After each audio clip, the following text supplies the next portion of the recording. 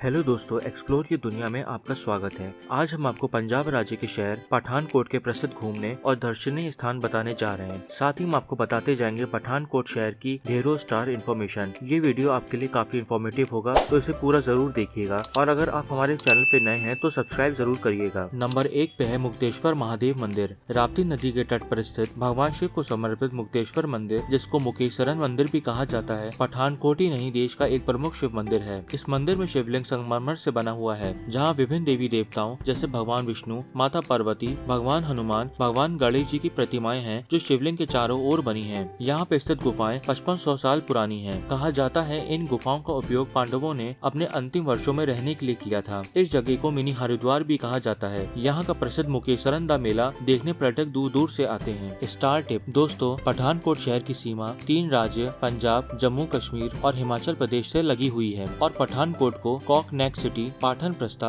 और पैठान भी कहा जाता है। नंबर 2 पे है नूरपुर किला। तकरीबन 1000 साल पुराने इस किले को धामेरी किले के नाम से भी जाना गया है। इस किले को 10वीं शताब्दी के आसपास राजा बसु ने बनवाया था। ये किला पठानियन राजाओं का मुख्य केंद्र रहा है। किले को अंग्रेजी हुकूमत और 1905 में आए भीषण भूकंप से काफी नुकसान पहुंचा था। इस किले में एक मंदिर भी है जहाँ भगवान कृष्ण और मीराबाई की पूजा की जाती है। कहा जाता है मीराबाई इसी मंदिर में भगवान कृष्ण की प्रतिमा की पूजा किया करती थी। ये किला लगभग नष्ट हो चुका है, फिर भी यहाँ पे स्थित नक्काशी युक्त मूर्तियाँ और चित्रों की वजह से ये पर्यटकों का एक मुख्य आकर्षण का केंद्र है। स्टार टिप दोस्तों, पठानकोट में ऐसे तो साल भर पर्यटकों का मेला लगा रहता है, फिर भी अक्टूबर से अप्रैल इस शहर को घूमने का सबसे अच्छा समय होता है। नंबर 3 पे है रंजीत सागर बांध। इस बांध को थीन बांध भी कहा जाता है, जो पंजाब सरकार द्वारा शुरू की गई जल विद्युत परियोजना का एक हिस्सा है, जिसका निर्माण रावी नदी पे किया गया है। यह बांध भारत के सबसे ऊंचे मिट्टी से भरे बांधों में से एक है। इस बांध का उपयोग सिंचाई और बिजली उत्पादन दोनों के लिए किया जाता है। यहाँ पे कई पर्यटक कॉटेज भी हैं, जहाँ कुछ राशि भुगतान करके आप यहाँ की पहाड़ियों से घिरी रावी नदी की सुंदरता और बिजली उत्पादन कैसे होता है जैसी अनमोल जानकारियाँ जुटा सकते हैं। अगस्त या सितंबर के दौरान इस बांध को देखना और लुभावना लगता है, जब यहाँ की झील भर जाती है। बांध में प्रवेश करने के लिए आपको 15 किलोमीटर दूर जुईगल बैरियर के अधिकारियों से परमिशन स्लिप लेनी पड़ती है, अन्यथा आपको बांध में अंदर प्रवेश नहीं मिलता। स्टार टिप दोस्तों, अगर आप पठानकोट आते हैं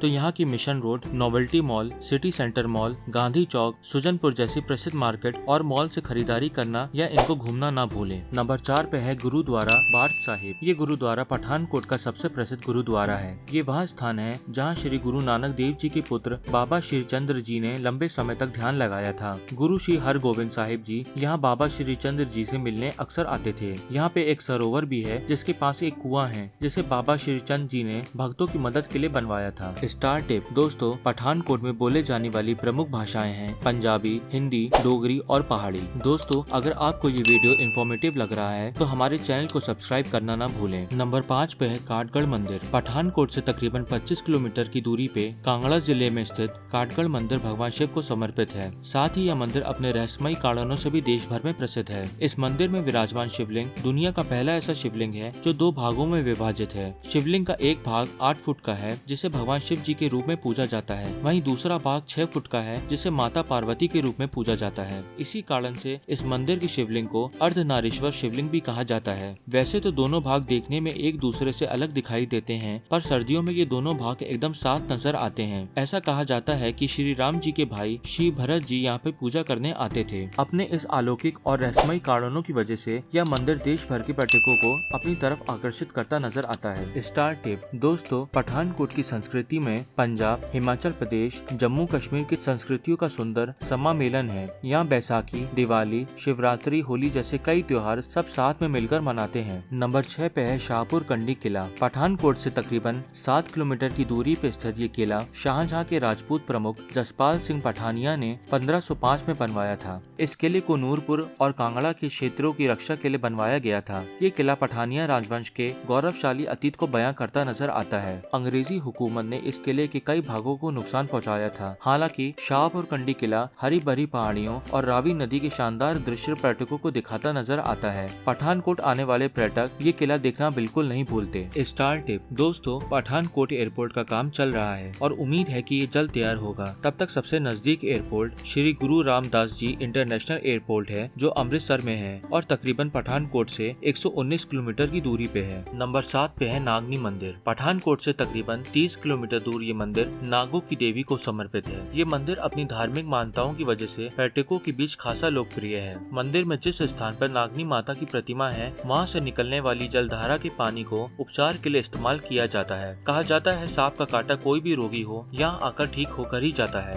रोगी को इस जलधारा का पानी पिलाकर और इसकी मिट्टी को लेप की तरह घाव पे लगाकर ठीक किया जाता है। इस मिट्टी को शक्कर भी कहा जाता है और ये शक्कर प्रसाद के रूप में जानी जाती है। ऐसा भी माना जाता है कि कोई अगर ये शक्कर अपने घर में रखे तो वहाँ कभी सांप बिच्छू नहीं निकलता है। इसी चमत्कार की वजह से यहाँ पर्यटकों रोगियों का आना जाना लगा रहता है, जो पठानकोट में बिना इस मंदिर के दर्शन के वापस नहीं जाते। स्टार टिप दोस्तों, पठानकोट रेलवे स्टेशन इस शहर का मुख्य रेलवे स्टेशन है जो गुरुदास रोड पर बना हुआ है और इस शहर आने का मुख्य स्रोत भी है। दोस्तों, अगर आपको ये वीडियो इन्फॉर्मेटिव लग रहा है तो हमारे चैनल को सब्सक्राइब करना ना भूलें। नंबर 8 पे है कटलोर कुशलियाँ वाइल्ड लाइफ सेंचुरी। पठानकोट से 25 किलोमीटर की दूरी पे स्थित कटलोर कुशलियाँ वाइल्ड लाइफ सेंचुरी पठानकोट का मुख्य पर्यटन हॉटस्पॉट है, जो तकरीबन 1870 एकड़ में फैला है। यहाँ पर्यटक की गतिविधियों को नियंत्रण करने के लिए क्षेत्र को 3 जोन में बांटा गया है, यानी सेंसिटिव जोन, बफर जोन और कोर जोन। पर्यटकों को सेंसिटिव जोन से बाहर जाने की अनुमति नहीं मिलती है। वन्य जीवों का मुख्य जोन कोर जोन है, जो एक प्रोटेक्टिव जोन है।